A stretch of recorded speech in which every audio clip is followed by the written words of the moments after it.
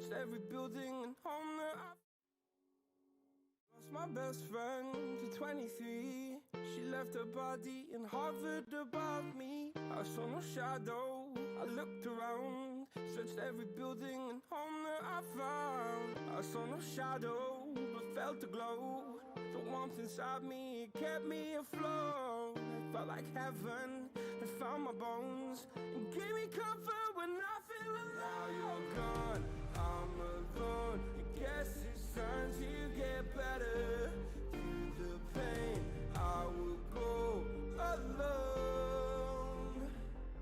If I fall, break my bones, I will scream even louder. 'Cause I'm not dying alone. I lost my best friend to 23. She left her body and hovered above me.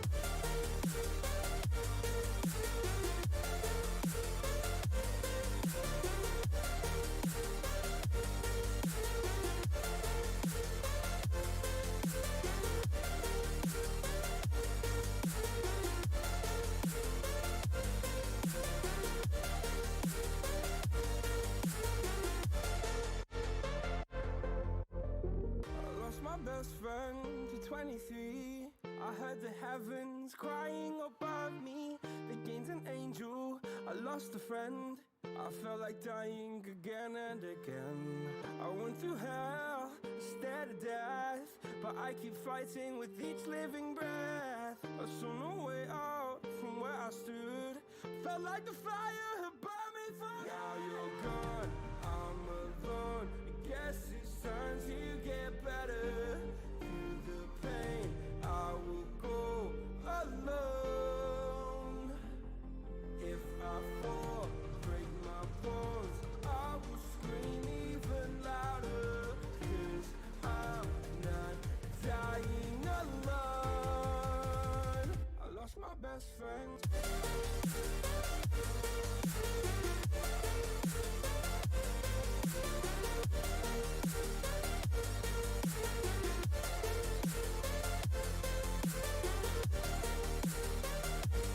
They can still hear you. Welcome to the Burly. Wait, what? Are we live? We're live, dude. Welcome to the BurlyFishing podcast, comma, all caps, live, comma, for the second time, exclamation point. Welcome to the show. I am doing the intro because we were having technical difficulties and we're figuring stuff out as we go. Yes, we had 40 minutes to do it. No, we did not fix everything. Paul's having a day, you guys. I'm having one of those days where you're like, hey, would you like to have a casual dad pop? I'll have 30. Hey, we're good. We're good. I got this, man. Hey, welcome back to the BurlyFishing podcast, you guys. I'm Jeff Burly again. This guy right here who deserves a little bit of this on the side because he's having a rough day. This is Paul Glass, and he is my co-host of this podcast. We're going to chit-chat about all sorts of things, mostly to do with what the heck you guys are wearing on the water, potentially around your headspace area. Anything that is like above the shoulders at this point. I was like trying to think of like really funny like names for the episode. All I came up with was headgear. It's not good. I recognize that it sucks. I will put some more mental power into it, but like right now, that's what I have for you. This is all things associated with above the shoulders. I'm pretty sure it's fantastic. I'm pretty sure it clicks. bottom line, we did a whole bunch of like very in-depth bait episodes, and I was like, we need to mix it up. I wanna get the people going, and so I went with something where I know I have strong opinions, I know you have strong opinions, and I want the worlds to collide. I want worlds to collide here. And then if anyone is listening to this live right now, if you hear something that just like tickles your funny bone, and you're like, you know what? That's wrong. You're wrong. I want to hear about it. If you're like, your opinion is incorrect, I also want to hear about that. So as we go along, please call us out. That is the whole point. Very important. Very important. Tell us if we're doing things wrong. But hey, if you guys do like the content, hey, here's another thing you could do. Go subscribe to the BurlyFishing podcast. Go check us out anywhere you listen to podcasts. Drop us a 5-star review. Drop us a comment. Let us know what you want us to talk about next. That's a beautiful sound of a dad pop right there. And you can let us know different ideas about improving the show. Of course, this is our second live podcast. We plan to continue doing this and continue maybe getting better every single time. We do have our man behind the curtain, Chad, and he is hooking us up with the technology is because your boys, these two dads, talking about fishing stuff, we're not good at that stuff. So Chad can resonate with that in the chat with you guys. But he'll be our man behind the curtain. He'll be making sure we don't miss stuff in chat. He will be making sure that the show goes on and that we have a lot of fun tonight. So if you are with us tonight or if you're joining a little bit, be sure to crack your own dad pop. Maybe a pop, just a regular pop. If you're underage, like that's fine. But if you are of age, crack that dad or mom pop and come hang out with us. And we're going to chit chat. I'm going to queue up my live chat, but hey, while I'm doing that, Paul, you want to queue things up here and get rolling with the show? We're hitting the show. We're hitting it hard. Hitting it hard. Episode question for the week. This is like one of my favorite questions. Most people fantasize about things like winning the lottery. I've never fantasized about winning the lottery ever. Never think about it. Do not care. Oh. I know I'll never win it, so it doesn't matter. I fantasize about this all the time. Trip of a lifetime. You only get like one trip. It's not like, oh, I would do this and then this and then that and then. No. You get one thing to do. You could call it a week, 10 days, something like that. What is your destination trip? What's the weather like? Where are you going? What are you hunting for? Walk me through it. The trip of a lifetime. Yeah. Let me tell you. Thinking of this on the spot, but I have a lot of ideas of trips of a lifetime. Some that stand out to me the most would be like the ones where you've seen maybe examples of this on social media and it stands out to you as like, that looks freaking dope and I would love to do that thing, right? Two that stand out to me the most, I know I have to pick one, but I'm going to pick two, would be, shut up, Paul, fly fishing for GT, which is, if you just look that up, Yeti, fly fishing GT. Look it up. That video is so stupid in a good way. It's like the most ridiculous video I've ever seen. Love it to death. It's amazing. So fly fishing for GT would be amazing. It's just an amazing fish to fight. And then you imagine, if you guys ever go and fly fishing, like imagine catching like any decent sized fish on a fly rod. Ridiculous. And a GT is like one of the hardest fighting fish, like pound for pound, that there is. So that would be phenomenal. Like catching a 3-foot long jet ski. Pretty much. And then I would say like that.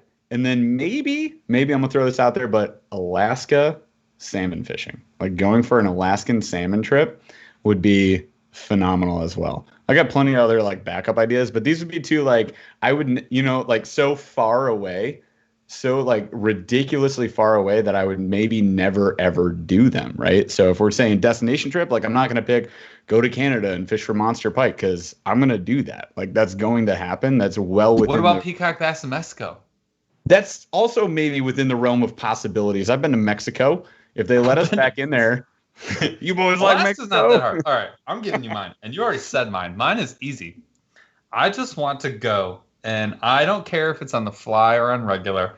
I want to go to like the northern reaches of Canada, probably in the fall, like just before the mosquitoes turn into birds, and I want to catch pike that have never seen a lure. I want that so badly for myself. I know everyone who's like bass fishing is like, you dummies, you should go to Mexico and get peacock. Yeah, that sounds awesome. Peacock or 12-pound bass. I mean, but like I'm not dictating like the quality of catch. I guess you could do that, but like I'm not doing that in this scenario. I just want to like if you're gonna put yourself in like I'm saying fall when the pike are just like ravenous. I want, and it could be musky. And honestly, I might even just like take the walleye trip where you go to like the wilderness in a canoe and you jig for walleye that are like sharks. That would be probably a close second. But yeah, walleye, no guide, portaging a Kevlar canoe with like 2 rods and reels, roughing it to the max. Like Boundary Waters would be like the southernmost reach that I'd ever be willing to go. and I don't want to see one other human. I want there to be constant risk of death, and I want there to be. That's every trip we go on, bro. Fact. Yeah, and then it doesn't matter. You could be like a Walmart. About to be this weekend. Oh yeah, and that's what I want. I want in creation. I want to go and find like a gigantic, monstrous pike that I'm almost like I have to like summon up extra courage to get a hold of. That would be ideal. That is my trip of a lifetime. I don't care what anybody says. That's my truth. Sticking to it. My spirit animal, probably a very, very, very mean, like 36-inch pike. Not fully grown, but like so much piss and vinegar that like you're just like, cut the line. Let them go. That is the exact term that I love about pike fishing. It's just like, dude, this thing's full of piss and vinegar. Like they so are. So it doesn't matter what size they are, but the bigger they are, the more piss and the more vinegar. I love it. Yeah, if you're not into pike, like you just haven't fished them enough. I think that's my thing. I think it's also like a lot of like bass tourney anglers. Like, of course, you'd be pissed if you hook into a pike because it doesn't count. You're like, get out of here. I'm trying to catch these other things, or it bites off your favorite lure or whatever. But we both agree. We're on the same page. You and I. Bro, it's like getting an ostrich egg when you like tried to get regular eggs and be like, it's too big for the pan. Don't talk to me about that. Bro, it's an ostrich egg. Don't talk to me about that. The Chappelle show when he cracks the dinosaur egg in the pan and then he like sprinkles diamonds on it. It makes my dookie twinkle. That's what immediately pops in my mind right there. Everyone 30 and under has no idea. Oh yeah. But Dave Chappelle is relevant. Get out of here. That show. All right. So that was the episode question. Twice as long as usual. Tell us what your favorite is. I want to hear the outlandish stuff that I've never heard of. Change my mind. Right now in the chat. Let us know. What's your if I see something phenomenal in chat, we'll call it out. How about that? Yeah. Duh. Yeah. Maybe change my mind. All right. Weekly check-in. Maybe you. There is. Tell me about the week. I already know where I'm going with this. Where your week is going? Where your week has been? Your week has been dragged through the trash like mine. Yeah. I mean, it's my life's a mud pit. But where is this week going? All right, so fair enough. So quick recap. So for us, we went fishing this weekend. We went to a river lake, which was a fantastic experience. Giant multi-species river lake, just like flooded section of river. Something I'm not super comfortable with fishing. I think you're a little more comfortable with fishing, but it was like we weren't ready for it. This should be the thumbnail. I have millions of opinions. So yeah. We fished a section of river that is like a flooded plain, 26 feet, 28 feet, roughly the deepest portion. Imagine what looks like a lake, but on both sides is a river. That's basically what it is. It's like a miniature version of what Lake St. Clair actually is. It was a really cool area, incredibly steep changes in depth. Like, I mean, we're talking, you go 5 feet, like horizontally, and the depth would go from like 30 feet, 28 feet to like 2 feet. I mean, it was unbelievable. And like no grass, no weeds anywhere. Unbelievable. And you can like walleye, pike, some largemouth, because it is a slower moving portion of the river. So like the largemouth are like condensed in this area, smallmouth in the river channels on both sides, and then crappie everywhere. Very cool area. I had my ass handed to me. It was hot. Call it a day. It was hot. I trolled everything. I casted stuff. I had fish on the line, like pulling them into the boat, and they're like, bye, bro, see ya. I got stuff to do. And they just left. And I was like, oh, okay, cool, bro. We went into one of the river channels, and we went beyond skinny pedal. We went to the point I got out of the boat and just started walking. We finally get to the deep area, and I start fishing. I look up, and there's a like 50-foot tree laying like horizontally across the river. Not going that way. Just wasting an hour. That was like an hour. It was like Such a long 40 time. minutes of like getting through the garbage. Anyways, long story short, had my ass handed to me. Did not catch shit. But I'm telling you, I'm going back there when the temp goes down and when those walleye get frisky. And I am telling you, I'm going to lay into those fish. That is a sweet spot. That is like hidden gem. We're going to get up into that river channel. We're going to get after those smallies because you know that X River has those dings. Dude, we are going to lay into those fish. I have, that is in my back pocket. It is going to be eating at the back of my mind for months. So that's what we did prior weekend. We'll get back to it. Real quick, I did catch a few fish. I did find fish. I got to do this, a little bit of that. The irony is, what did you catch them on? Drop shot, and it was on the like one of the drop shot plastics that came in the MTB box this month. The irony is multi-layered. Multi-layered. Just climb it up, right? You had to slow way down, and we drop shotted like in the shallows, just like in little weed patches, and finally caught like 4 or 5 for the day, and then we got out of there. We did get some other filming done though, so I mean, it's all in all, like it wasn't a lost day for sure, and we were still out in the sun having some fun. Yeah, it was a good time. The rest of the week was like whole lot of work. Got a couple chats here real quick, and then we'll tell you what we're doing this weekend, and then we'll get to the show note or the show meet. But real quick, Joe Reynolds says, "Why were MTB and Monster Bass boxes such a letdown this month?" I got to tell you, Joe. I say one side of that was a letdown. The other side was, I will say, like topwater, kind of late in the season. We did get like July. It should have been July. July kind of was though because of the Lunker Hunt box, so it was kind of like topwater box after box, right? Yeah, but if you're a customer, and you're not getting this August 8th, most people are not. If you're not getting this on, I'm getting it late in August. Yeah, no, 100%. Like it is like, the end of August. If you're getting your box now, 15th. Yeah. If you're getting your box now, I get it. I still think there was customer service.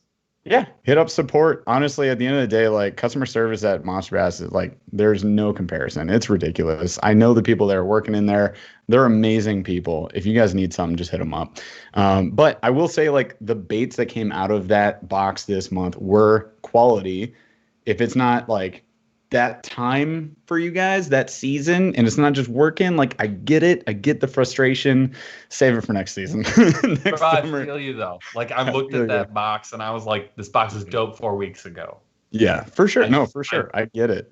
We got fluorocarbon instead of mono. And it was like, wait, what? And but it was good. It's hard because it's good line, and they do cranking rod. The katana hooks are nice. There's nothing wrong with the product. I'll be honest with you, but it's a perception thing because you say it's the August topwater box, then you give fluoro. The fluoro is dope, but like it's not necessarily for topwater, but it's sweet. I can't throw in the argument.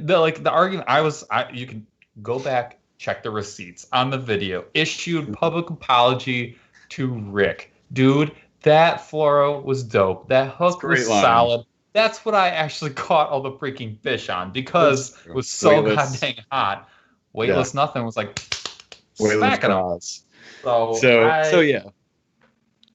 and I won't say anything for MTB because I opened my box and I was very disappointed. So I feel you, dude. Next one's for you, Guy. I'll let you answer this one first. But what do you recommend for spring-fed lakes during the summer? Broad question, narrow answer. Go. Spring-fed lakes during the summer.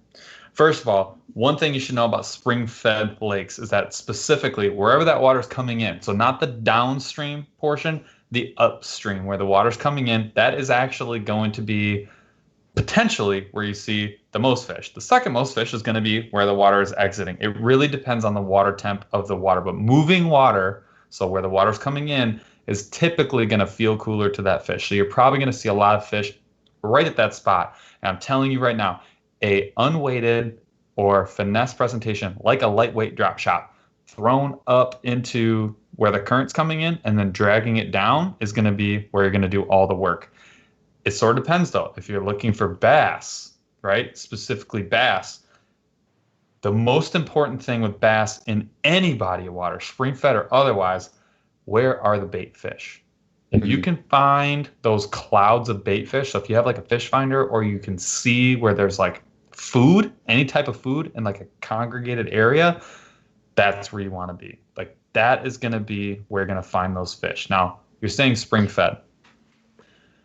Spring fed floodplains, kind of like what we were talking about earlier. You're going to find your bass in the lake portion. You're going to find your smallmouth in the river portion.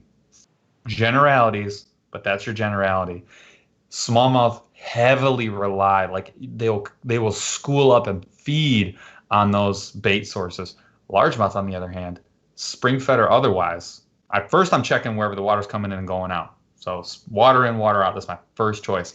If they're not there and you're not finding them, and especially if you're catching other fish, now I'm starting to think about, I'm checking the deepest section of water, and then I'm checking the coolest shaded section of water. So if you have a map of the lake, you can go find, like, was it like nautical? I wrote this up in an article, so you can go see it in the next couple of weeks in the newsletter. If you don't get the newsletter, you don't want to get the newsletter, here's the verbal part. Just Google the name of your lake, the state that it's in, because sometimes it gets messed up. And There's a then lot of versions of your lake around the world. And then click depth, and then type in depth chart. So like Bass Lake, Florida, depth chart. If you type that in, it's like U.S. nautical something will be an option for you. That is an option. You can go old school and get one of these too. I would say this is a better option because you can look up like I've never had a lake not show up, and it's a digital zoomable depth, like live essentially depth chart that shows you where the deepest part in that lake is going to be, and then some random pockets that you might not know exist.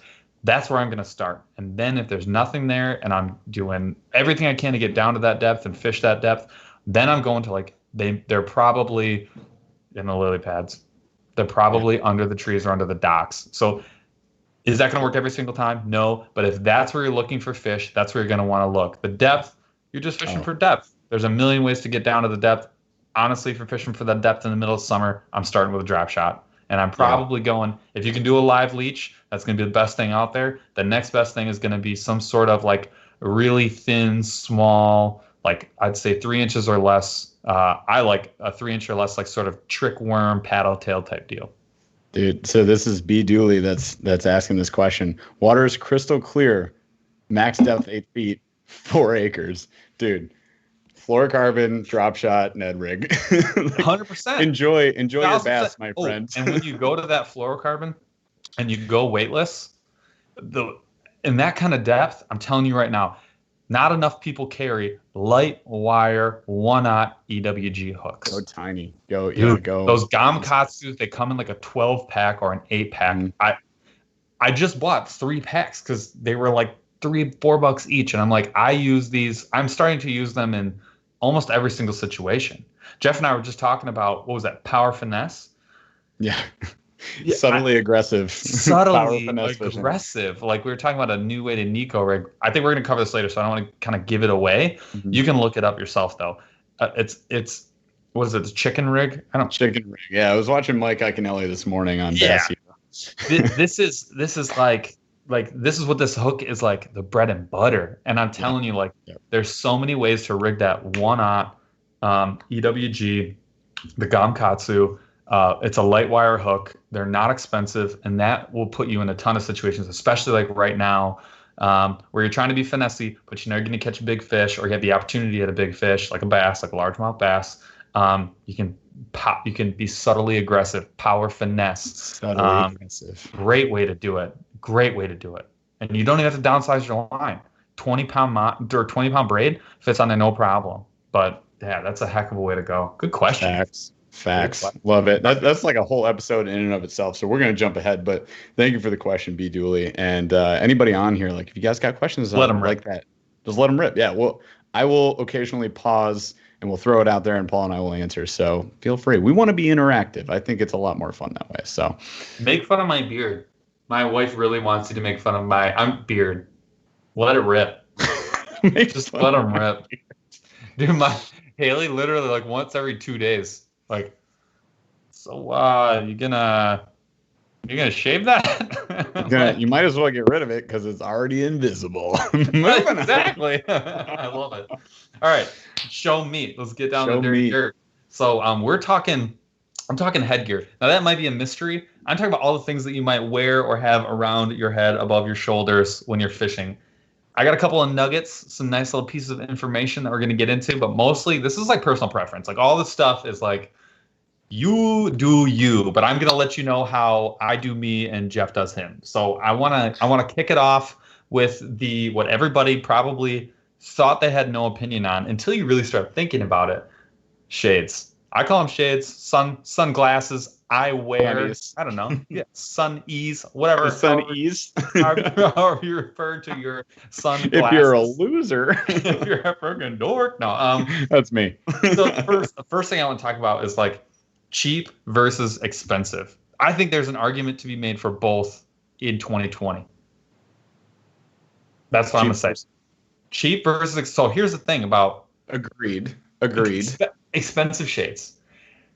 I've purchased sunglasses that are over $100 a few times in my life and lost them or broke them within like a month or two. And not been like, these have a dope warranty. I'm just going to go for $40 and go get a new pick. No, dude, like you're just like SOL. Like paddle, bye-bye, creek, here we go. Because like, been there. Dude, there's not, or when you lose them, it's the worst.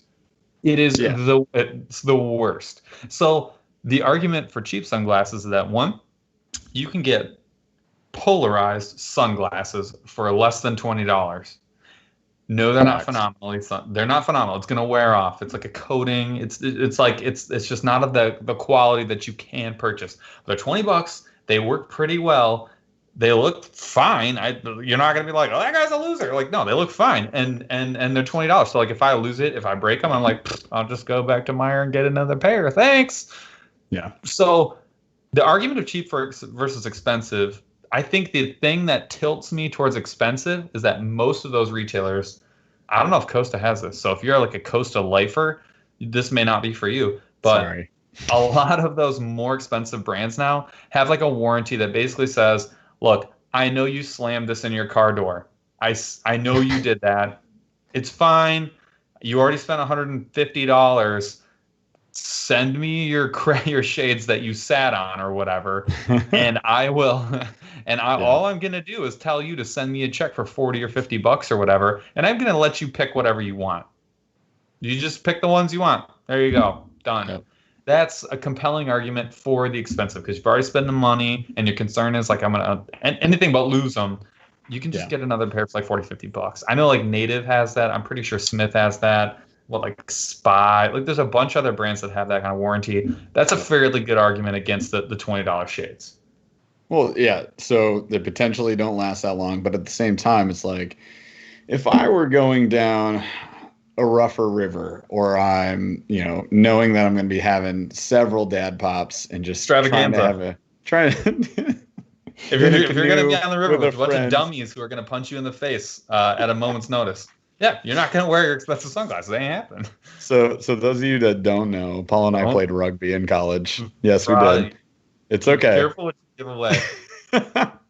But we did play rugby. We had a bunch of goons for friends, and basically we would all go into the woods, like deep into the woods. Like Paul and I are actually going to go this weekend, but as real adults now instead of children. And we would go to a canoe and go down a river. And I got to tell you, like, yeah, it's sunny. Yeah, you want to have sunglasses. No, your sunglass keepers aren't going to keep them on you. Do you spend a lot of money? Here was Paul and I's play. Every year, we would go to the gas station. Can I shout out the gas station? No, absolutely not. No, I don't want to overload them with business. They get enough business now. They don't need you.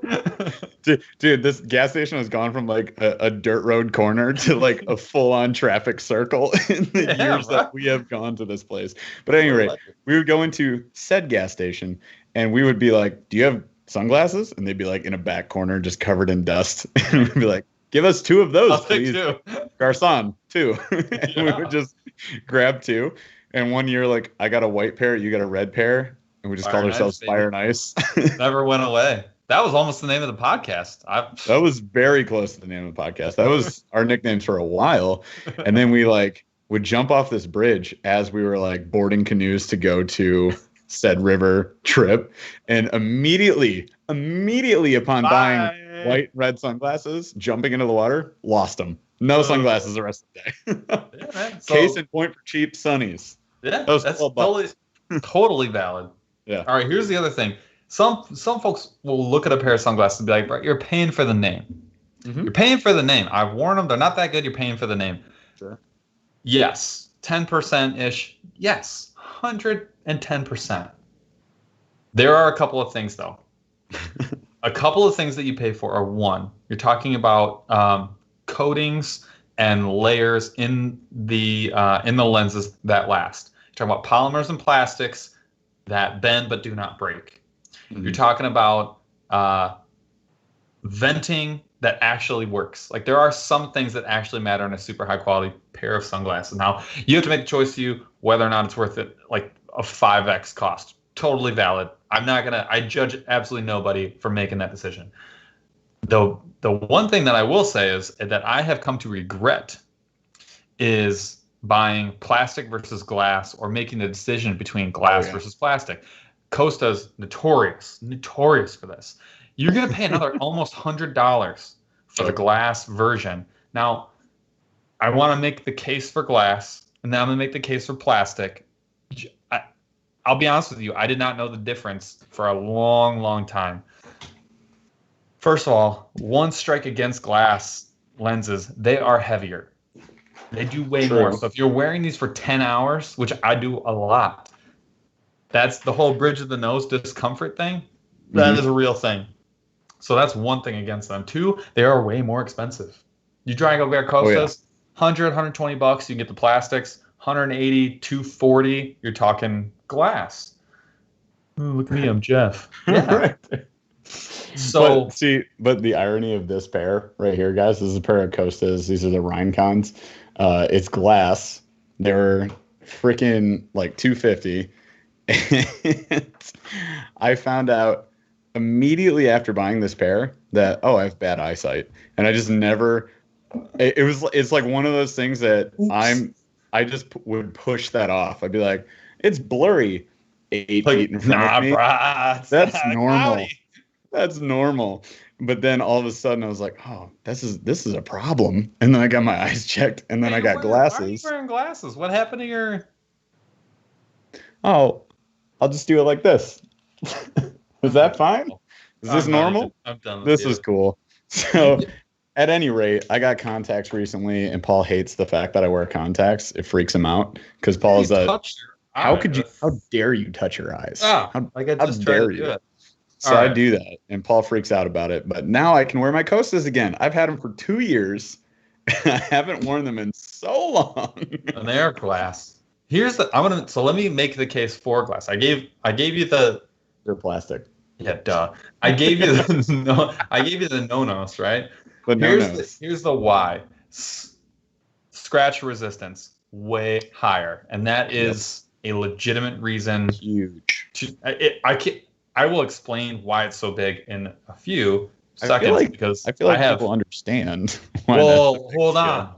Like, it's compounded. The reason is compounded. So scratch resistance much higher than plastic. So if, like, for example, you do what I do, and you put them in your pocket because it's fall, and you're like, it's no longer sunny, and I put them in my pocket of like a canvas jacket, all of a sudden they're scratched to hell because they're plastic, because you're a cheap ass, which is fine.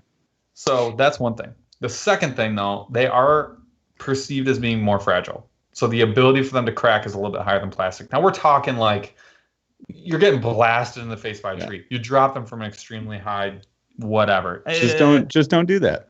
Just don't drop your sunglasses 4 stories. Why would you do that?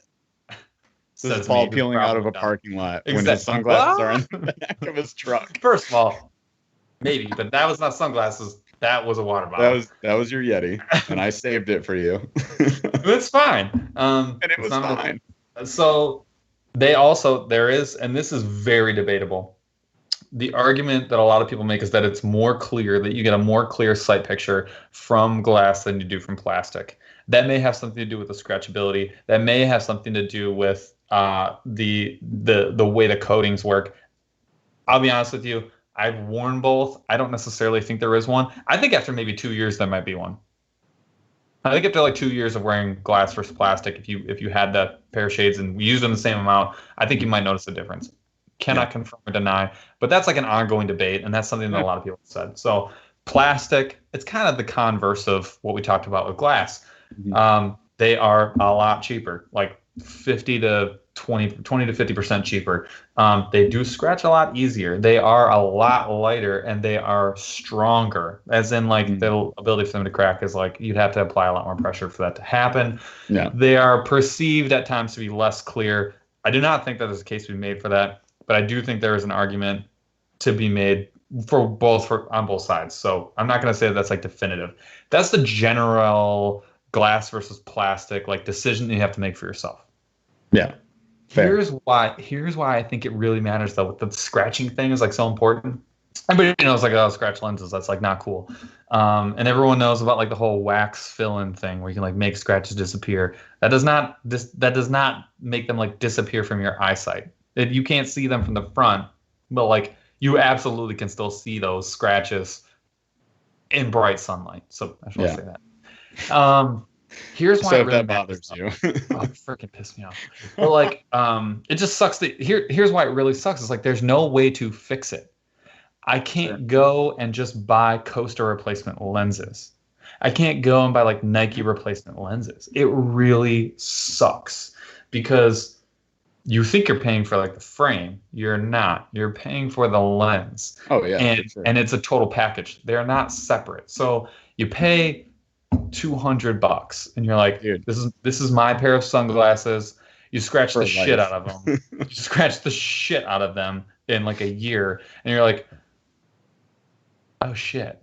Can I just get a shout out to all my prescription homies that are like, oh cool, Costas, yeah, I'd like a one pair please prescription, and then Costa's like, yeah sure dude, that's fine, it's $700. Oof. I'm not kidding you. That's how much. If you want prescription Oakleys, Costas, even Nikes, like a little less so, but like the big names, you're paying $600 to $800 for a pair of sunglasses. Is that like, doesn't insurance help you with that?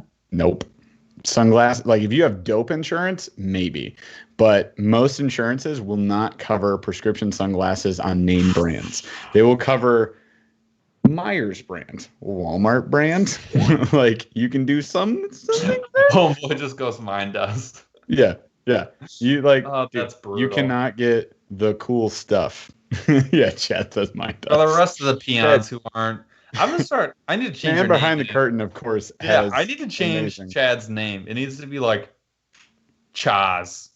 Like I want it to be Oz related. I don't know. Oz. Chaz has prescription sunglasses. He got them for free. In addition to no prescription. In addition to renaming the episode because the name sucks, I also need to put some mental brain power behind that, and I need to work on it. So personal problem.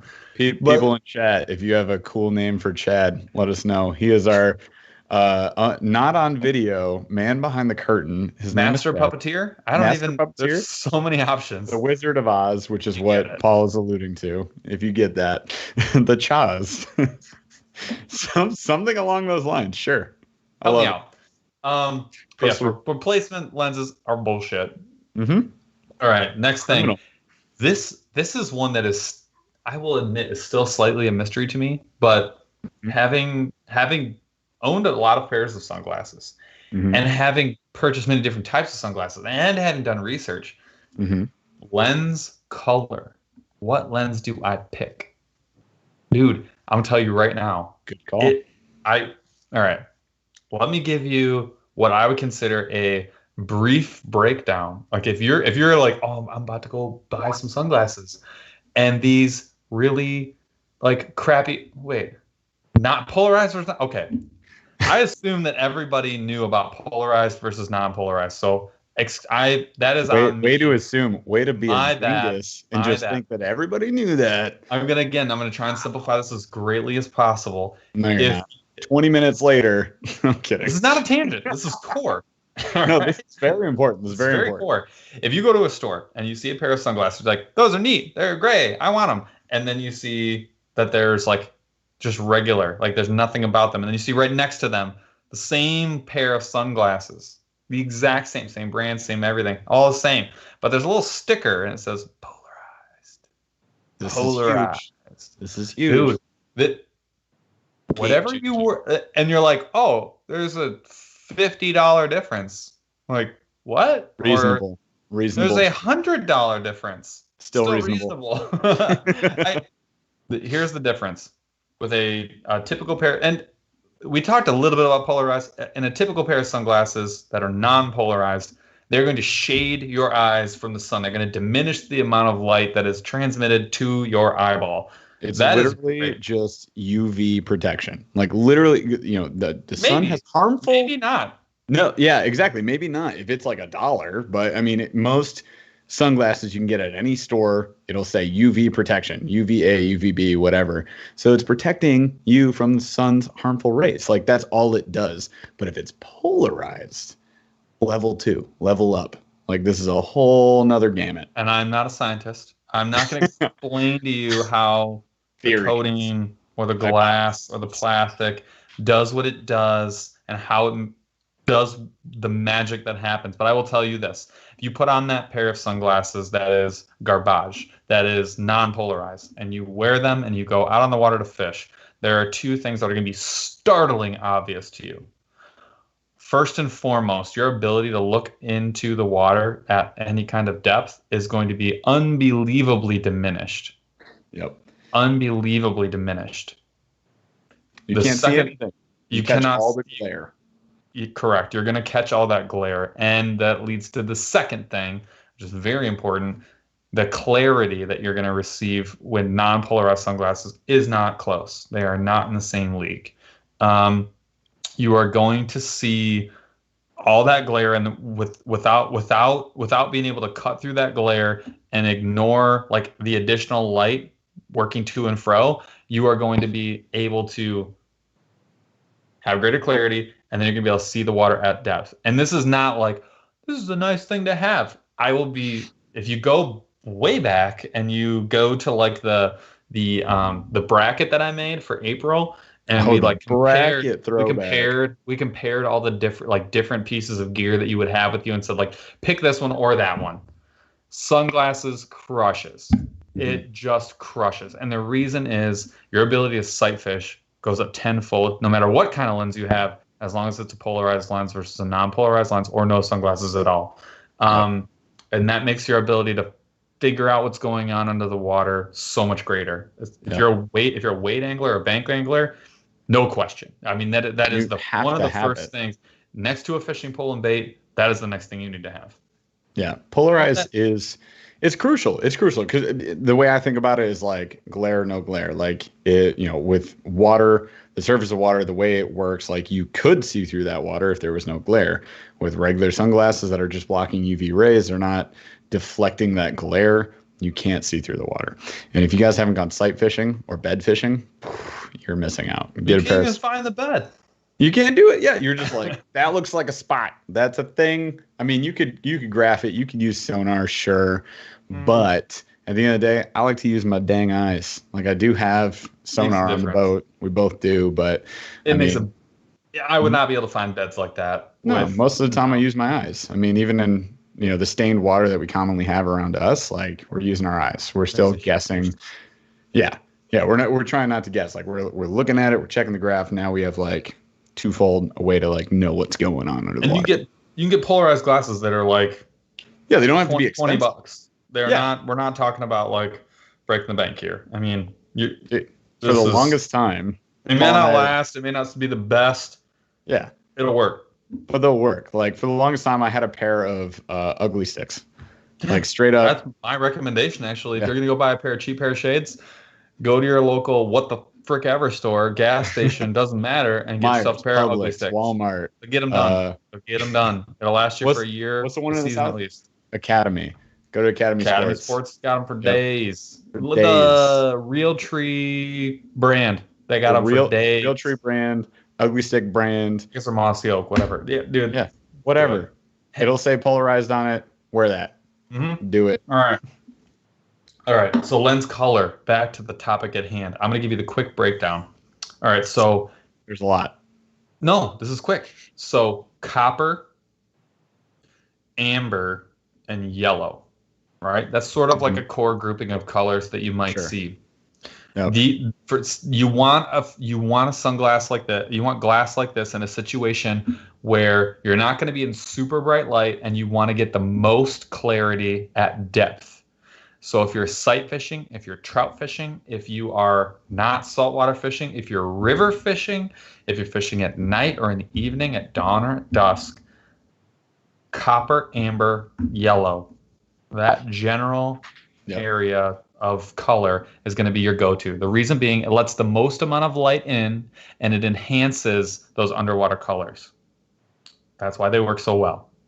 They do not have any reflection or any kind of like mirror finish on them, which means they're not going to be shedding a ton of light. That's all coming right into your eye. So like if it's noon and you're bass fishing in the middle of nowhere on the lake, you ain't gonna be happy. It's not blocking a lot of light. You're getting it all sear in your eyes.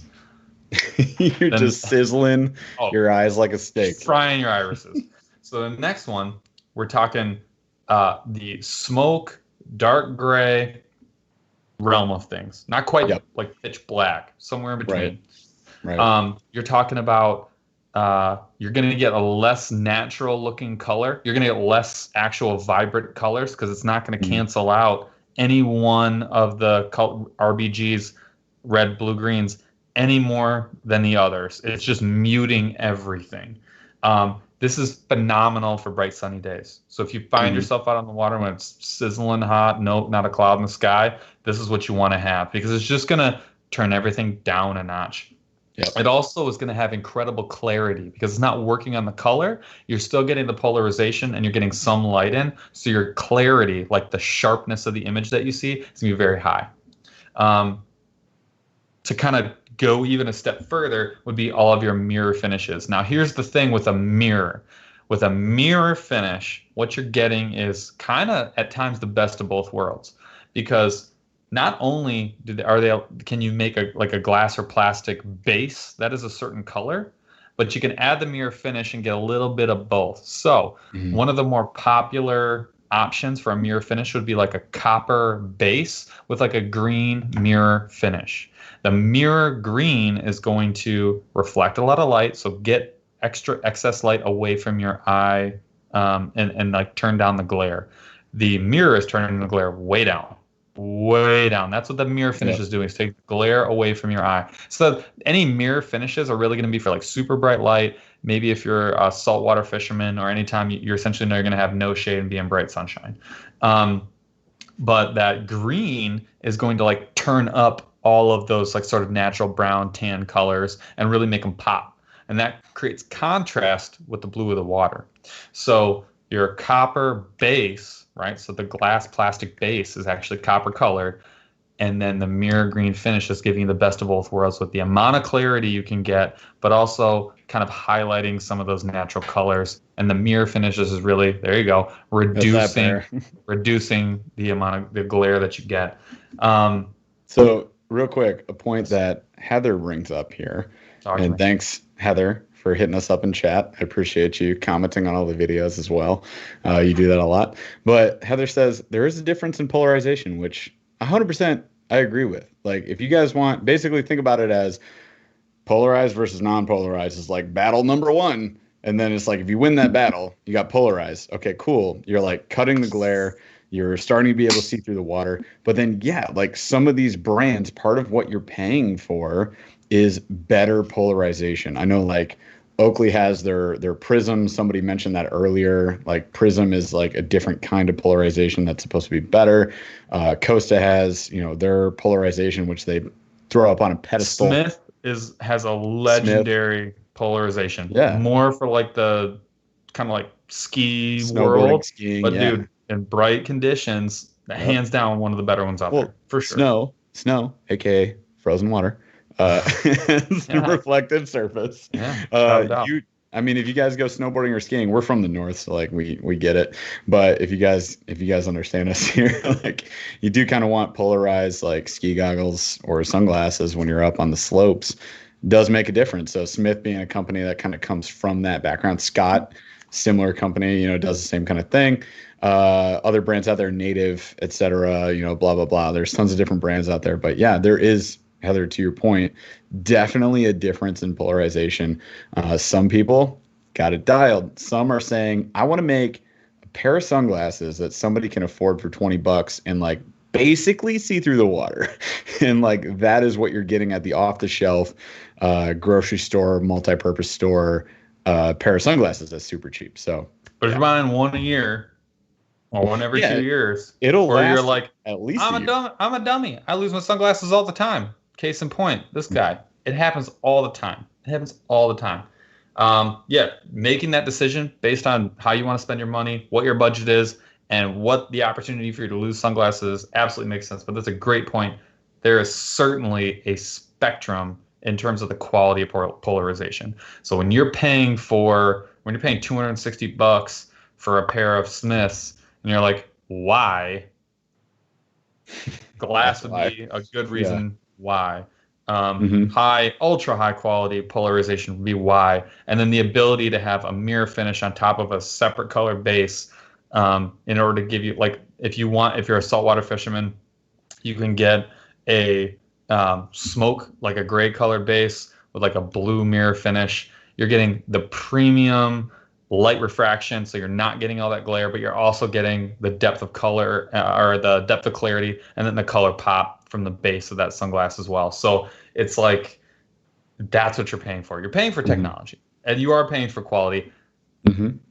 Most of the time, Astroseas, right? Because there are times when you are actually paying for the brand. I'm sure you can find something, some brand out there that says they make the best polarization and they only cost $80. I'm sure that exists.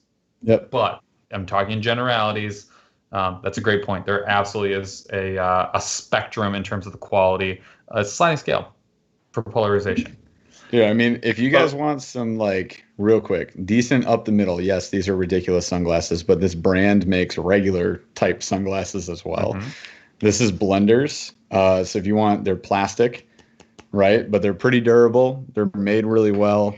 They do make polarized sunglasses. If you want something that's in the $50 range that works on the water, that's my go-to. I have like several pairs of Blenders.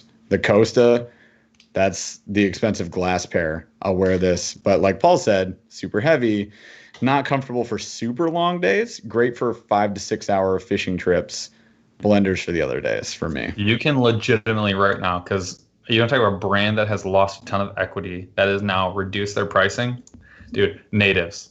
I used to wear exclusively Natives. They make awesome shades. They have a lot less variety than they used to, but they make great glass and plastic. And I'll tell you right now, for $75 to $80, $90, you can get a super high quality pair of sunglasses that have a great warranty. And you could, if you wanted to, and I'm not an advocate of this, but this is something that people do. If this is something you care about, this is something you're passionate about, is sunglasses, you can get the copper amber pair for the morning, night, afternoon fishing, low like waiting, and you can get the silver mirror smoke for your super bright day, or like your go-to, like the green mirror with the copper base for like your all-purpose. That is something that people do. That is not what I do. I'm a gray, light gray smoke finish. Like, I want high clarity that works in almost every situation. That is my jam. I will say too, this is something I will die on this sword. Nike, the Rabbit, is not only a phenomenal frame, which we're talking about really quickly. They make solid plastic, and for like $90, you can almost find them on sale, 25% off. For $75, if you're willing to be patient, that is the most comfortable, lightweight pair of shades that I've ever had. It's not close. They're scratched to shit, and I still wear them every day. Awesome pair of shades. They're scratched to hell. I think everybody's gonna have like hit us in your chat. Like, what's your one favorite pair? Absolutely. I've had a few people say like the Oakley Prisms they like. I want to know what everybody else is wearing out there. So hit us in the chat. Let us know what you wear right now. We got on Twitch over here. Was it Feralist? If I say your name wrong, I'm sorry. I'm getting used to the handles. But we're in the blenders, man. So that's sick. I agree. Blenders are dope. Blenders are a hidden gem, man. Splash of style. They have like 500 different styles you can wear. It's ridiculous. I got onto them because my wife watches the Buttery Bros. I don't know if you guys know about them. They're pretty pretty hot YouTube pair. They're in the fitness world, but that's kind of like my background. But anyways, yeah, they're great sunglasses, man. I mean, I love them, and they're cheap. Like I just keep buying pairs because they're cheap. Like $50. All right, cool. I'll wear those for a year. Here we go. Last point to make on sunglasses. A lot of people pick frame shapes that they're like, I feel it's like an arbitrary decision, like what looks good in a photo, like online. Some things to think about if this is your fishing pair of sunglasses and you're going to spend like $100+. It is very easy to fall into the trap of just buying like the standard circle pair of shades. Or it's very easy to fall into the trap of like, those look dope. They're polarized. Like, get them. That is not what I do. So I like a pair of sunglasses, one that fits your face.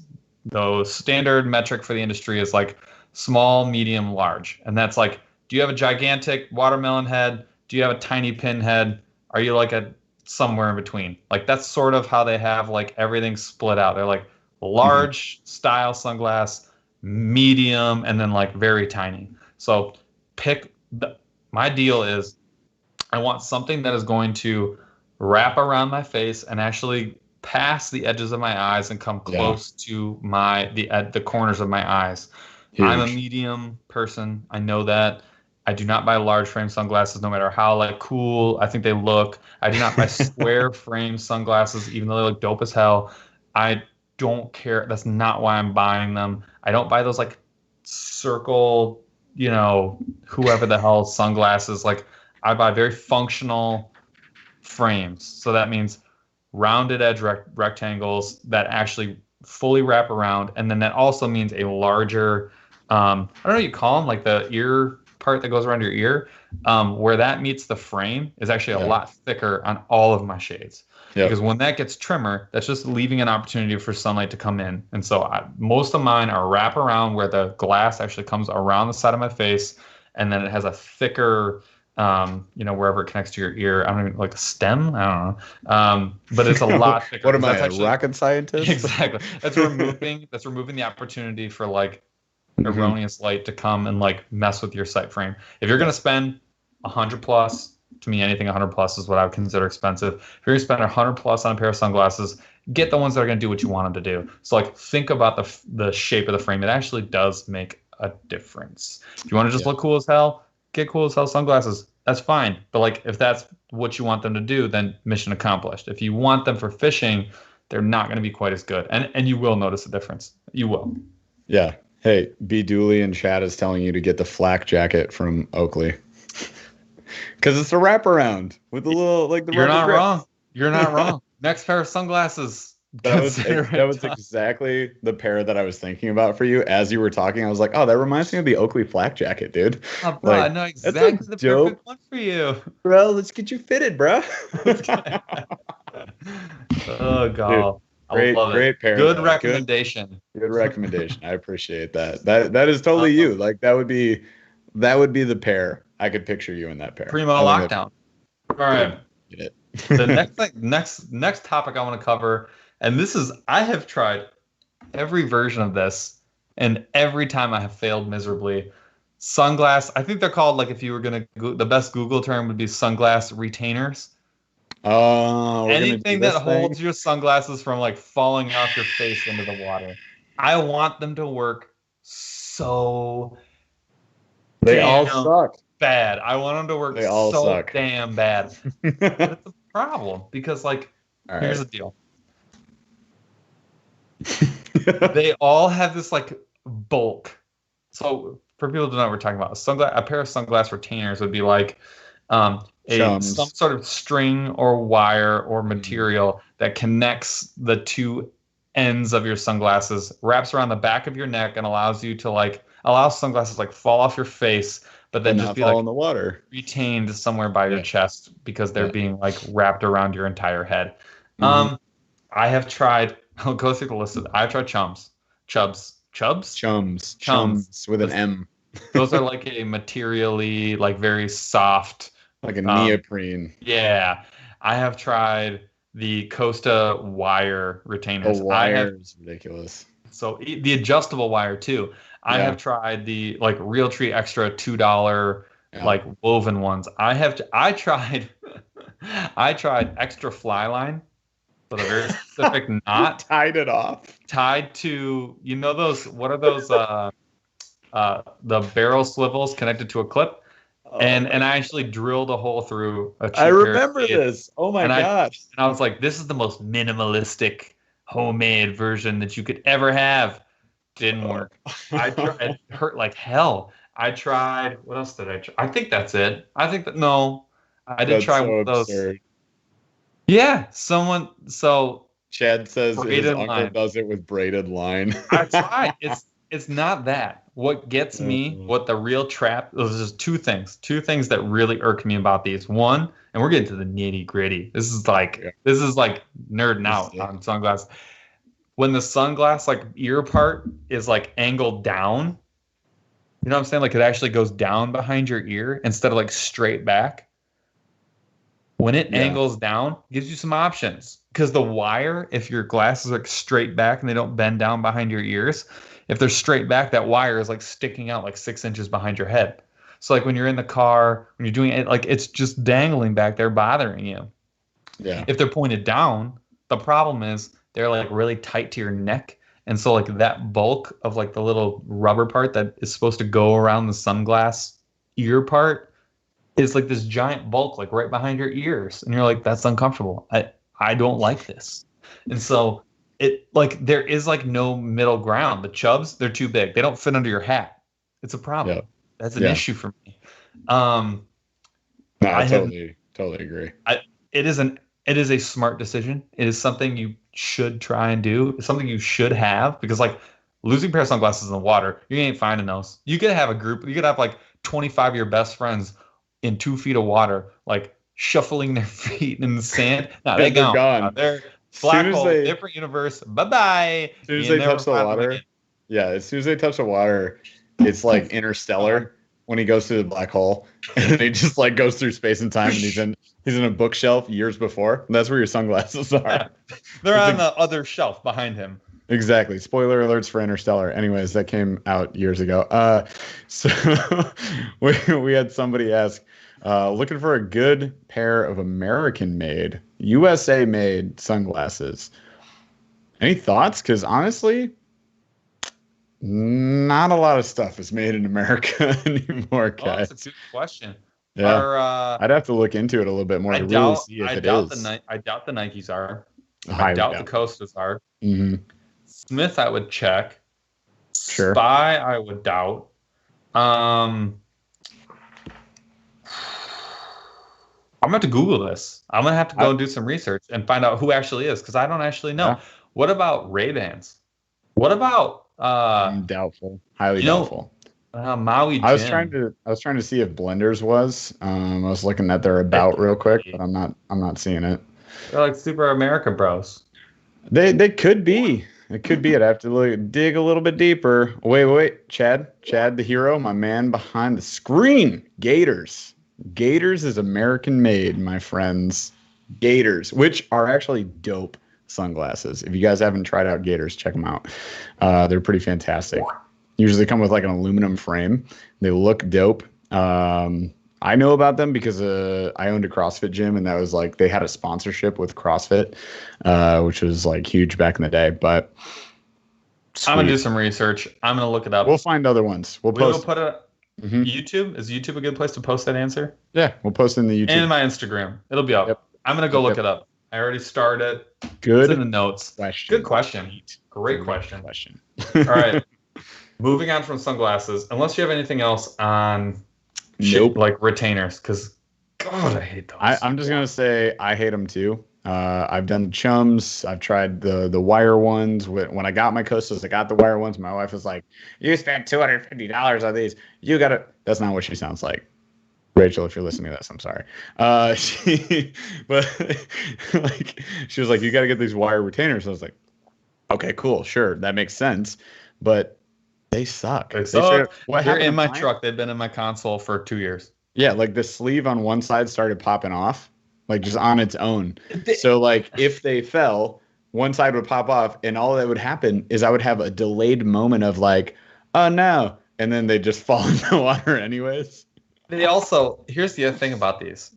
They all like require you to like have some kind of like where the ear part is, like to sleeve around it. All sunglass manufacturers want them to not fall off your face, so they put like rubber around that. Yeah. And nothing like conveniently goes in there. Like they're like, this will fit on any pair of sunglasses except for the one you're wearing. They never. Oh, it's trash. It is. Yeah. Strong opinion. Can't do it. Want to do it. Think it's a good idea. Don't hate the concept. Haven't figured it out. So solution from Patriot J Fishing here is get the Wiley X goggles. They're straight up goggles with a band around the back. Like you just straight up stretch them over your face. I just looked them up. Sorry, you said Wiley? Wiley X goggles. Thank you, Patriot J Fishing. Appreciate it. Tell me I won't. Looking it up right after now. Bro, I'll sunglasses. We hashed out sunglasses pretty hard. What else we got? Buff. The next one is buff. But strong opinion. As someone with a beard, most buffs are absolute trash. Like 80% of them are like, I'm gonna get stuff. Keep going. Yeah, they're just itch machines waiting to make your face get itchy and uncomfortable. Here's the other thing that sucks about most of them. They're usually just like, when they're manufacturing these, it's like a 400-foot long tube of like material, and they're just slicing it. So there's like no border at the top or bottom of these. Even if it's like stitched and rounded and you're paying for that like extra, it's like crap material. And they don't stay where they're supposed to. Here's the other thing about most of these. They're usually too freaking small. They're too freaking small. So a lot of them, you're going to pay $20 plus. You're going to get a nice big one, and it's going to like fit nice and plush and have good material. But you're going to pay for it. The rest of them that you don't pay extra money for, garbage. You're like, this is you trying to put it on. And like, these are like the unstitched top material. They just sliced them. It's a long tube. They just sliced them. Catch Co. I got some MTBs in here. Those are freebies. A lot of times you get them for free. I will say, Monster Bass has stepped that heckin' The game new up. one. The new one's softer rich. material. Softer material. Feels great. I had Paul try one of these out the other day. They're fantastic. The old ones, trash. Like this looks cool.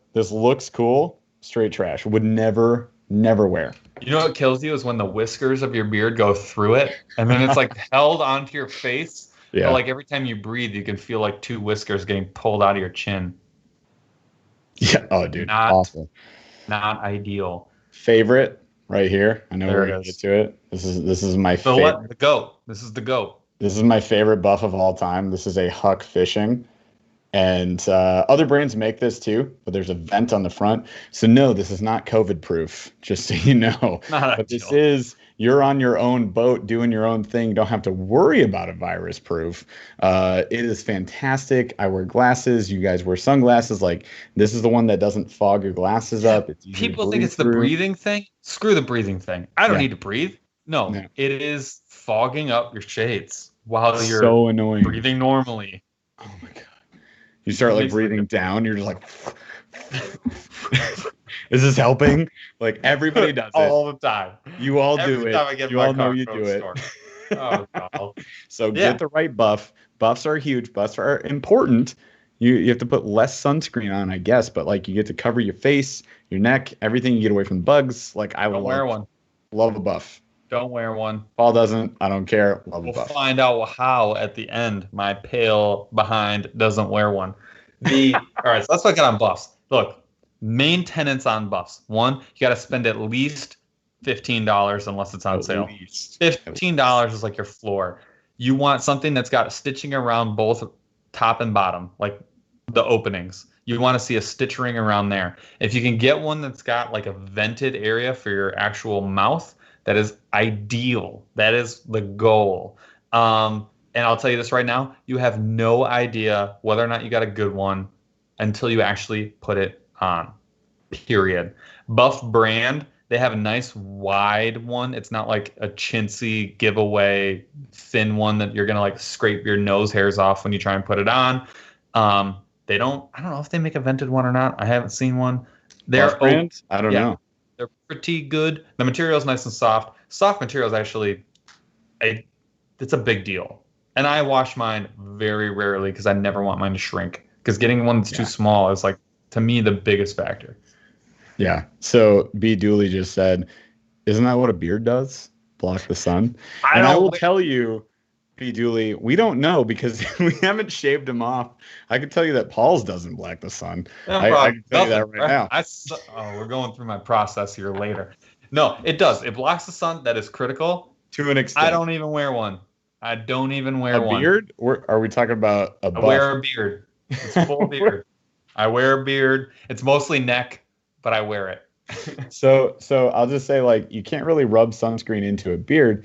That said, I haven't really felt like the skin under my beard burning, flaking, anything. So I guess it does block the sun. It's a fact. This is just Mother Nature. Unless your beard happens to be translucent. Unless it's Paul's beard, in which case, yeah, sorry. Yeah, SOL, bro. Sorry. Learn how to rub it in. Yeah. Chad can't grow a beard either. This is like the next one I have for you is very cut and dry. This is so cut and dry. There's like no middle ground. Hooded shirts. All right, I'm gonna tell you. Paul's so mad about this. You guys just wait for.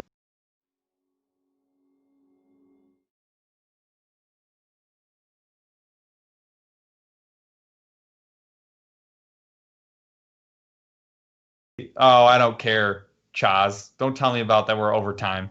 Chaz, we're going forever, Chaz. We're actually at the end. We're actually doing really good. Yeah, we're real good. Yeah. So the hood deal, we're gonna zoom through this. There's shit hoods and there's great hoods. Great hoods are relatively form-fitting. They have a stitched border similar to like your opening for your buff. A lot of times they'll have the stitched middle portion where they come together, and that's like a nice fitted hood. That's like you're paying for that one. Like it's like a Sims, super quality shirt. Sims all day. Sims fitted. Everybody else that doesn't have like a stitched border around theirs, unfortunately, for those of you who know, I am in the Drake fishing field staff. I wear their stuff all the time. I really like their shirts. I bought one with a hood on it. I immediately returned it. It was the floppiest, like Obi-Wan Kenobi. It was so wide. That I've ever. Yeah. I have pictures of it. I look unbelievably dumb, and it doesn't work. I have like 4 or 5 of their non-hooded shirts. They're fantastic. I would, for the price, I don't know if you can do any better. I really don't. And they have like a vented arm and a vented back, and it is a game changer. Their hoods are trash. Sorry, don't get the one with the hood. Aftco makes really nice ones. This is a good hood. Aftco makes my favorite sun shirts. Sims makes my second favorite sun shirts. If I could get an Aftco printed with BurlyFishing, I'd have it right this second. But all I got is this beautiful monster bass one. Dude, I own a couple of really nice hooded shirts. I've never used the hood, so I just stopped buying them. And you know what else sucks about a hooded shirt? If you're in the north and you end up finding yourself with a long sleeve fishing shirt on with a hoodie over it, You're screwed. Because you got 2 hoods. What are you gonna do with 2 hoods? Ain't gonna happen. Tuck, I already know how to do this. First of all, if you're from the north, you understand me and not Paul. You take your first hood and you tuck it into your second hood, and then you put both hoods over your head. It's not that hard. We've lost video on Paul. Doesn't matter. We don't need him anymore. I fired my co-host. We're moving on. Dude, the double hood, The double hood trash, is like that's a Midwest. That is a Midwest staple. Everybody from the Midwest, anybody Midwest, Northerners, Canadians, anybody from the nether regions. Feel free to write in and tell Jeff he's wrong. Two hood sucks. All right, somebody just mirror my statement here. Hood in hood, not wrong. Please. All right, hats. I need to. Pro Swede. There are a couple of different kinds of hats. Most folks rock the straight up. What, trucker hat? Is that what we're talking about? The mesh back trucker hat? Oh, is there other types of hats? There are a lot of other hats. There's the adventure hat. There's the boonie hat. There's like the all canvas, which is what I consider the adventure hat. You got your like what's the straw hat? The big old like Heather says I'm right. Heather says I'm right. Nice. Suck it, Paul. Suck it. Okay, anyways, moving on. I'll say this. B. Dooley says I'm right. Get out of here, Paul. Done. Your co-host time is ended. Chad says I'm wrong. I tried. Chad. Look, all right. I acquiesce. Some people are weird. So we're all a little weird. I love it. Thanks for writing in and proving me wrong. The only thing that I have to say about hats, you choose your hat. If you like the roll down neck cover adventure hat, if you like the rescue hat that's like all canvas and stays wet for an eternity, that's fine. If you like the runner style, super lightweight Nike dry fit hat, go for it. I'm a trucker hat guy because I have 30 of them. I will say this for hats in general. Two things. One, I like a darker colored brim typically. This is like the lightest I will go. I do not like green underneath. No. A lot of light refraction, and especially if you're not wearing shades. So I typically go for like a gray, like a darker colored brim. The other thing I will say about hats, just in general, if your hat gets dirty, sweaty, nasty, messed up, it's just getting a little dingy. My wife just did this to this wonderful mess that was a total disaster zone. Pulled out the Polish trick and no problems. Thing was beautiful. Like, I could not believe it. Worked like a charm. That's what I got for hats for you. Also, if you wear a hat that like pinches the front of your forehead, burn that hat. I don't care how good it looks. It's not worth it. That's all I got, and I'm out. Tell me more. So this is the part of the show where I told Paul I was going to reveal an embarrassing personal fact. This is like half my hats right here. This is a cool 15 hats. It's like half of them. I don't know if you guys are like me, but I like me some hats. And as soon as they get sweated up like this, I don't know if you guys can see that, I have like just this chemical sweat that comes out of my cranium and ruins some dang hats. And as soon as they get ruined, I'm like, cool, get a new hat. Basically, I get a new hat every month or so. I cannot help it.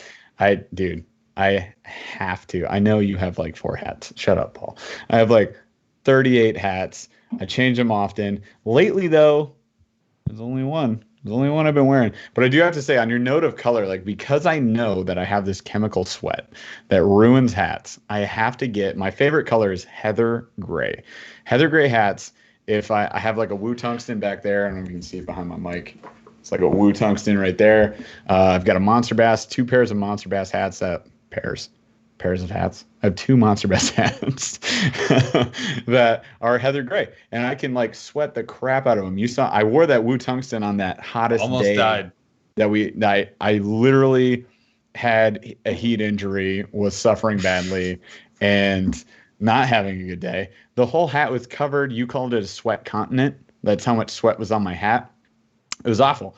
The hat is perfectly fine because it was in that heather gray color. So I pretty much just get the light gray and I'm fine. I do not get, you're wearing like the navy. I can't do it. Can't do navy, can't do black, can't do red, can't do any of those colors. Regular sweat on this guy. Yeah. This guy, non-chemical sweat. This guy, I don't know what it is that I'm eating, drinking, consuming. Like something is wrong with me, you guys. Please help. Hydrochloric acid just comes out of my cranium. Sugar-free, sparkling, like wine water. I don't know. It's not good. Something I'm consuming is ruining my hats. But that's why I have this like plethora of hats. I have so many hats. It's absurd. Right. That's where we're at with hats. That's all I have. Personal preference, 1,000%. Mm-hmm. The last one, and this is a quick one. The last thing you may have forgotten about that goes on your above your shoulder region, sunscreen. We've now hit the end of it. Look, I have one brand of sunscreen that has saved my life on multiple occasions. And you were talking to the most translucent person that you probably know. I do not use above SPF 35 unless I'm in like Jamaica. And I'm telling you right now, Copper Tone Sport, the blue bottle, SPF 35. Doesn't get in your eyes. If you put it on early in the morning, my process, I get up around 4:30 for like our longer trips. At 4:30, I spend 5 minutes getting it rubbed into the follicles of the skin. And I'm telling you, Jeff, how many times have you watched me reapply? Never. I will also, I just want to make a quick note on your translucence. Guys, if we were in like a college anatomy class and we were trying to understand like arteries and veins, blood flow, Paul would stand at the front of the class. It's so absurd. You can see all of the blood flowing through Paul's body. Trachea all the way down into like you can watch it just come out and then come right back in. Like if you ever went to a class where like your anatomy professor had like the big like body with, you know, just the mannequin with like the veins and the arteries running through it. It's literally Paul. I just stand around. You can see that.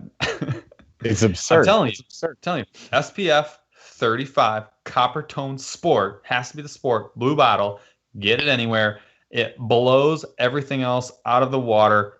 I have swam for hours, periods of time that would shock you, and I do not get sunburned. I just don't get sunburned. The canoe trip we referenced earlier, if you guys want to go back to that, we would routinely be out on the water on a 3-hour float. Would take us 8 to 10 hours. You're in this range. 8 to 10. So you're going to apply once because you ain't bringing sunscreen with you, because anything that goes in your boat goes into this cargo net that gets tied to the boat. And then sometimes your boat gets stolen by your friends. So basically, you can't trust anything that's not attached to you directly on your body. Therefore, you don't bring that. So Paul would apply once. He'd be fine. I'm with Heather. Heather says her nickname was Too Tan because she was too tan to be albino, which is amazing. I apply once, but my wife takes like a sideways glance at like a ray of sunshine. It's like, oh, check out my bro tan. That's dope. Yeah, like I never burn.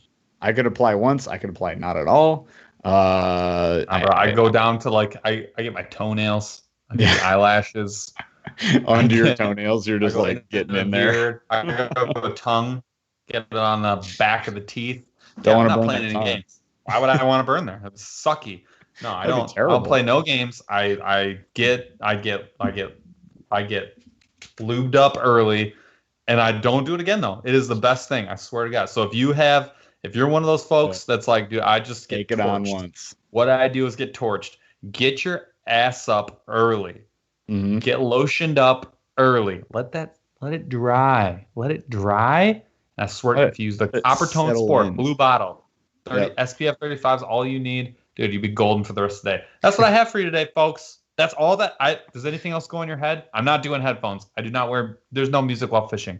I don't do it. No, you're out in the wilderness, folks. Enjoy. But do we have to like cover eyebrows? I can't. I have nothing for eyebrows. I don't know anything about contacts or regular glasses. What else? Just poke your eyes.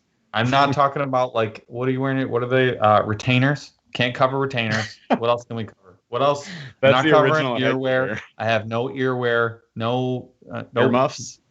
Nope. Don't know anything about that. Just wait for the winter episode, folks. We're from the you're gonna have to Midwest. wait for the winter episode for that. There's gonna We're be talking winter summertime. episode. It's freaking August. It's almost September. We'll talk to you about fishing in the winter. It's gonna happen. I'm fishing until the ice comes in, and that could be January if it's like last year. Hope I'm eating ducks at that point. Yeah, I mean, Paul's going to go duck hunting. We're going to have all sorts of like just tangential talks at that point. It's going to go freaking nuts on this podcast. I can tell you that's that what we have for headgear. That's the headgear. If we missed anything, let us know. If you have opinions that greatly differ from ours, keep them to yourself. Yeah. Lock it up. No, seriously. I want to hear what you have to say. I'm going to go check out the Wiley X sunglasses, and I'm going to go do some research on American-made shades. I will revert. We're going to figure it out. We will figure it out, folks. Stay tuned. We will be, any questions that were unanswered today, we will answer on Instagram and on YouTube. We'll drop a line there. We'll let you guys know. But hey, just so you know, we do this every Thursday at 8 p.m. Even if Paul's having a bad day, even if technology's not working, even if we got to go camping tomorrow, which we didn't even talk about. Oh, packing? What is that? Yeah, exactly. So Paul and I are going to go on a two-day trip. 2 days, right? It's called an adventure. It's a 2-day adventure. I'm sorry. I apologize. Take it back. We're going on a 2-day adventure. You guys are going to see it on YouTube. We will record everything. We're going to go vlog style on this one. It's a little different for us, but yeah, basically packing up, what to pack, going on the trip, setting up camp, fishing, catching cooks. Like, it's all going to come at you. It'll be on the YouTube channel. We will reference back to it next Thursday when we go live again on YouTube and on Twitch. So you guys can stay tuned for that. We appreciate you guys listening today. If you want to hear more, go subscribe to the podcast. Anywhere you guys listen to podcasts, drop us a 5-star review if you like the content. Drop us a comment. Let us know what you want us to talk about next. Let us know any way you think we could improve the show. We're always down for that. We love hearing from you guys. It's been awesome. And of course, you can subscribe on YouTube, follow us on Instagram, Twitch, TikTok. Where else are we? Facebook. You're on Instagram at Paul_J_glass. Go follow this guy. He does all sorts. You can watch me fix lures. That's so fun. Oh yeah, he did fix his lure. Which, if you guys watch the what was that? August Monster Bass, the Monster Bass on the Water review. Paul blew up his bass hick popper. Just yanked it out of a tree. It exploded on his boat. It was pretty sweet. He fixed it. If you want to see how, go check that out. It was pretty legitimate footage. But yeah, that's all we got for you guys today. Without further ado, you guys should go out and go fish. Enjoy yourself. We're going to go camping here in a little bit. Pretty much like less than 24 hours. We will be in the woods, bro. So that's all we got for you guys today. And we will see you out on the water. Chad, take us out. Took a swing at a wrecking ball and I prayed for my downfall and I found a way to reconcile, 'cause in my heart it's not worthwhile. It's a bloody battlefield where some go down, others heal. In the end it's all the same.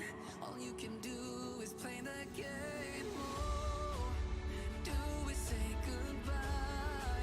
Refuse to question why. I'm sad to say I'm sorry, so lie. Pretend that you're okay. Swear that you will stay. Keep trying for one day. I'm sick of all these lies. Don't care if I capsize. There's nothing left for me to hide. Don't wanna live a lie. Too many lows, too many highs. Too many things to criticize. And so I leave it all behind. Don't wanna live a lie.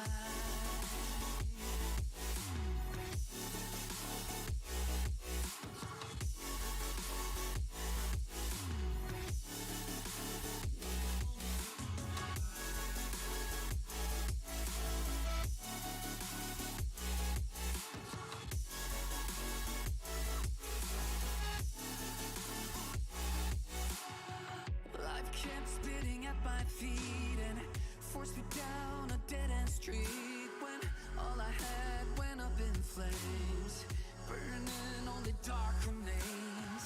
I cover up every part of my skin, oh, 'cause I don't like the person within, oh. I know I'm the one to blame. All I can do is take the shame, oh. Do we say goodbye? Refuse to question why. I'm too sad to say I'm sorry, so lie and pretend that you're okay. Swear that you will stay. Keep trying for one day. Whoa, I'm sick of all these lies. Don't care if I capsize. There's nothing left for me to hide. Don't wanna live a lie. Too many lows, too many highs. Too many things to criticize. So I leave it all behind. Don't wanna live a lie.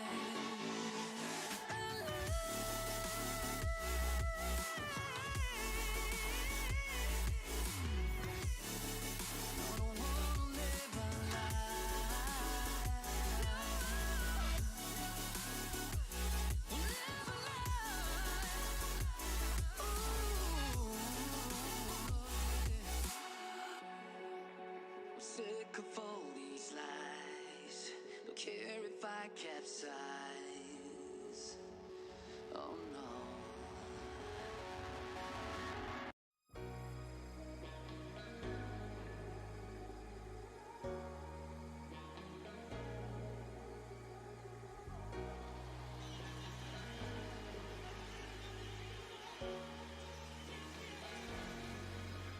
I got enough of every melody, they all sound the same. Yeah. For my broken heart, no remedy. But maybe if you stay, we can get away with it. 'Cause you make me love my imperfections, answer all my questions, just to show me what's on the other side of inhibition. No apologies, my baby. I do you do 'cause I'm feeling so good. Ooh. I do you do 'cause I'm feeling so good. Ooh. Oh, my darkest memories, now let me fall back. But you'll be there, ready to rescue me if I go out of track. We can get away with it. 'Cause you make